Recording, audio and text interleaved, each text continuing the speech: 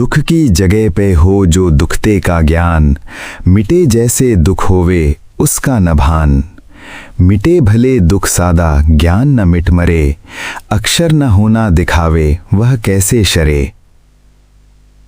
सब संस्कारों की शांति होने पर तथा संस्कारों द्वारा जन्माए गए विपरीत छंद और क्रोध आदि विकारों के शांत होने पर ये नहीं कि मनुष्य शून्य सा होकर मुर्दा जैसा होगा, किंतु मुक्त स्वरूप आनंद अर्थात नाश रहित ज्ञान रूप चेतन के आनंद को नित्य रूप से पाएगा।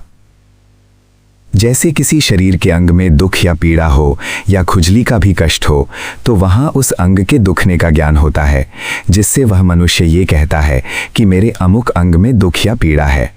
परंतु जैसे जैसे समय पाकर वह दुख मिट गया तो दुख का भान या प्रतीति तो वहाँ नहीं होगी। खुजली वाले स्थान पर भी 2-4 मिनट सहन करने से खुजली मिट जाएगी, खुजली या दुख ही मिलेंगे, परंतु शुद्ध केवल सादा ज्ञान वहाँ न मिटेगा न मरेगा ही। इसका ये तात्पर्य है कि दुख या खुजली मिटने पर मनुष्य कहता है कि अब खुजली या दुख नहीं रहा, वह दुख के ना होने का अनुभव करके सुखी भी होता है। इसका तात्पर्य यही हुआ कि सामान्य ज्ञान जो हर क्षण चेतता रहता है, जीवन देता है, वह अक्षर है, वह कभी भी मरता नहीं अर्थात नष्ट नहीं होता। इसीलिए वह दुख के ना होने का भी साक्षी रूप में बना रहता है, वह कभी भी नहीं डरता। परंतु यदि सांसारिक तृष्णा का सुख ही मन में बसा हो तो फिर ये सादा ज्ञान उसी से ढका रहता है। जब ये अविद्या का पर्दा तृष्णा के साथ मन से उतरे तभी वह अनंत रूप से प्रकट भासेगा। वह गया कहीं नहीं, परंतु तृष्णा से मुक्त मन होने पर प्रकट अनुभव में आएगा। सांसारिक तृष्णा से मैल युक्त तथा अंधकार युक्त मन में भी ये बैठा है, परंतु ऐसे मैल वाले मन में इसका सुख या आनंद प्रकट नहीं भासता।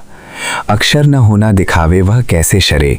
इस पद्य की पंक्ति का ये भाव है कि जब संसार का कुछ भी मैल या अंधकार तृष्णा या अविद्या रूप में नहीं रहा तो इस इनके न रहने को भी प्रकट करने वाला ज्ञान देव या चेतन आत्मा कभी भी क्षमता या मिटता नहीं। वह तब उन सब सांसारिक तृष्णा के बंधनों के ना होने या अभाव को प्रकट दिखाता हुआ अपने आप में सदा आनंद या सुख रूप से झलकता हुआ अपने अजर अमर भाव को चमकाता रहता है। ये नित्य है, काल भी इसमें नहीं दिखाई पड़ता।